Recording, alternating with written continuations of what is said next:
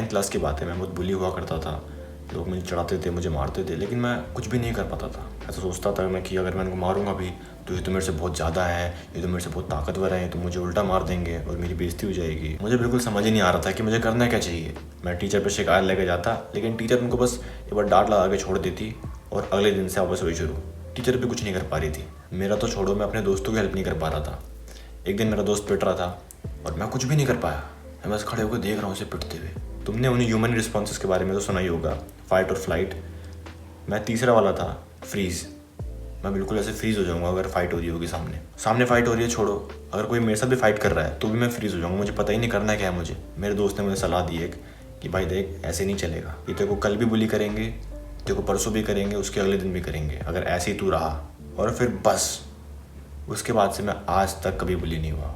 मुझे पता है कि ये जो फ्रीज होने वाली दिक्कत है, मेरे जैसे ही बहुत सारे यंग मैन इसको फेस कर रहे होंगे अभी। तो सबसे पहले देखते हैं कि ये होता क्यों है हमें, कारण क्या है इसका। देखो, अगर इस समस्या का रूट कॉज देखा जाए तो इसका रूट कॉज होगा तुम्हारा बचपन। मैं ये दावे के साथ कह सकता हूँ कि 95% लोग जो इस वीडियो को देख रहे होंगे उनका तो ऐसा ज़रूर हुआ होगा कि उनके पापा के हाथ में उनकी मार्कशीट होगी और उसमें तुम्हारे नंबर बहुत कम होंगे और तुम्हारे पापा तुमसे पूछ रहे होंगे कि पूरे महीने क्या कर रहा था, हैं नंबर कम कैसे आए तेरे। और अब तुम्हें पता नहीं है कि कब एक उड़ता उड़ता झापड़ तुम्हारे गाल पे आके लैंड करेगा।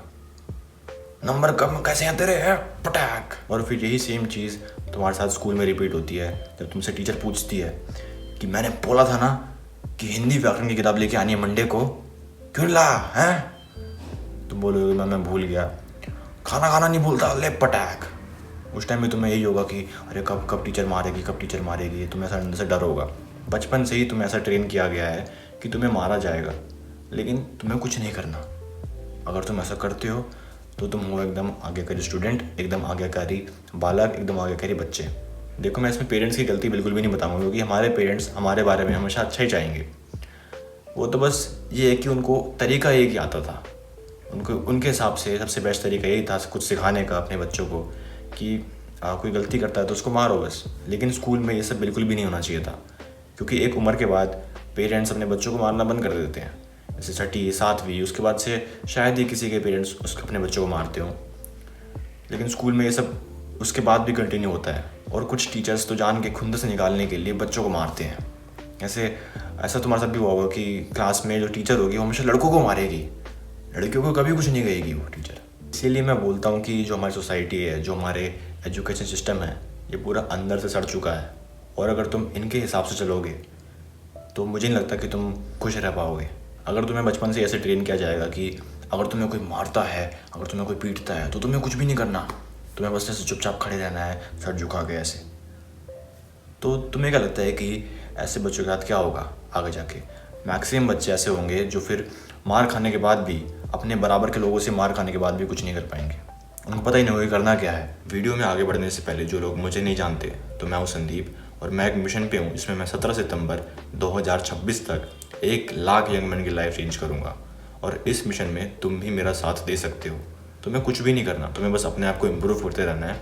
और अगर तुम्हें लगता है कि मेरी वजह से तुम्हारी लाइफ में कुछ भी चेंज आया, तुम्हारी कोई भी प्रॉब्लम सॉल्व हुई हो, तो तुम इस चैनल को सब्सक्राइब कर सकते हो और मेरी वीडियोस तुम उनके साथ शेयर कर सकते हो जिनको मेरी वीडियोस की ज़रूरत हो। अब सबसे पहली चीज़, तुम्हें लड़ाई सीखनी क्यों चाहिए। सबसे पहला है कि अपनी मैस्कुलिनिटी बचाने के लिए। जब भी तुम्हारे साथ ऐसा हुआ होगा कि तुमने बेमतलब मार खाई, उसको सह लिया और कुछ भी नहीं किया तुमने, तो तुम अपने आप के बाद में पूछते हो कि अरे क्यों किया ऐसा, मुझे ये करना था, मुझे वो करना था। और तुम्हें शरीर के अंदर हल्का सा कुछ ना कुछ गड़बड़ी सी लगती होगी, कुछ अजीब सा फील होता होगा काफ़ी। ऐसा इसीलिए क्योंकि जो तुम ये मार खा के सह रहे हो, ये चीज़ तुम्हारे मैस्कुलिन नेचर के बिल्कुल खिलाफ है। एक मैस्कुलिन मैन कभी भी बेमतलब मार सकेगा ही नहीं।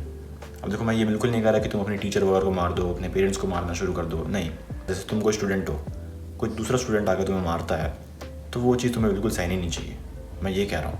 अब दूसरा है कि तुम्हारी रिस्पेक्ट कम हो जाएगी, तुम्हारी सेल्फ रिस्पेक्ट भी, और जो रिस्पेक्ट तुम्हारी बाकी लोगों के सामने है वो कम हो जाएगी जब तुम फाइट बैक नहीं करोगे। क्योंकि फाइट बैक ना करना कहीं ना कहीं एक वीक आदमी की निशानी होती है।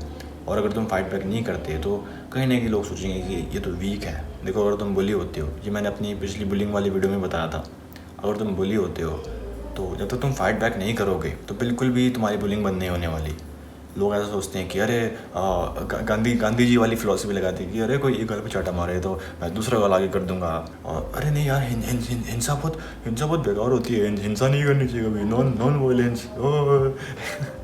ये सिर्फ वही लोग बोलेंगे जो कभी बुली नहीं हुए होंगे, क्योंकि ये जो बुली होते हैं कोई बहादुर लोग नहीं होते, ये बहुत ही कमज़ोर लोग होते हैं जो ऐसे टारगेट देखते हैं, ऐसे लोगों को देखते हैं कि कौन सा ऐसा बंदा है जिसको मैं अगर मारूंगा, जिसको मैं अगर परेशान करूंगा तो वो पलट के कुछ नहीं करने वाला। और जब तुम ऐसा करते हो, जो उनकी बात सुनते हो ना, अगर तुम कि वायलेंस नहीं करना चाहिए और कुछ नहीं करना चाहिए, बोले एक गल पे चाटा खाओ तो दूसरा गल आगे कर दो, तो ये जब तुम करोगे तो उससे तुम बस बुली को ये बता रहे हो कि हाँ मैं वही बंदा हूँ जिसको तू ढूंढ रहा था, मैं वही बंदा हूँ जिसको तू मारेगा भी तो भी वो कुछ नहीं करेगा। जो भी लोग ये बकवास करते हैं ना कि अरे ये सब इनको अटेंशन चाहिए होती है, इनको अटेंशन नहीं दोगे तो ये छोड़ देंगे, चुप गांडू।